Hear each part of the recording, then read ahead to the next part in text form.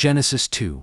The story of the garden and the first human. When God completed his work of creation, the heavens and the earth were filled with life and beauty. On the seventh day, God rested from all his work, blessing and making that day holy. For in it, he paused from creating and rejoiced in all he had made, before any plant or rain had yet touched the ground. The Lord God had not sent rain upon the earth, and there was no man to work the soil. Yet a mist rose from the ground and watered the face of the land. Then God formed man from the dust of the earth and breathed into his nostrils the breath of life, and man became a living soul. God planted a garden in Eden, a place of delight and peace, filled with beauty, and every tree that was pleasant to the sight and good for food. In the middle of the garden stood the tree of life and the tree of the knowledge of good and evil. From Eden flowed a river, watering the garden and dividing into 4 branches that spread across the earth, giving life to the lands beyond.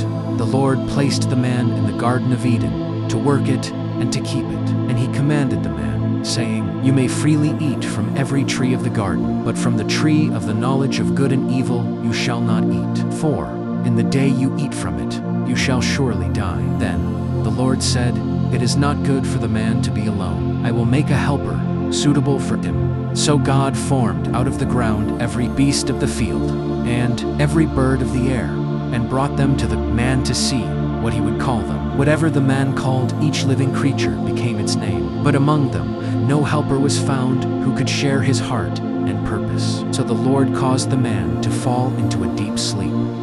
And while he slept, God took one of his ribs and closed up the place with flesh. From that rib, God fashioned a woman and brought her to the man. When the man awoke and saw her, his heart rejoiced, and he said, "This is now bone of my bones and flesh of my flesh. She shall be called woman, for she was taken out of man." Thus God united them as one, man and woman together, sharing life and love, reflecting his own image of harmony and unity. They lived in innocence and peace, naked yet unashamed, surrounded by the beauty of God's creation and his presence among them.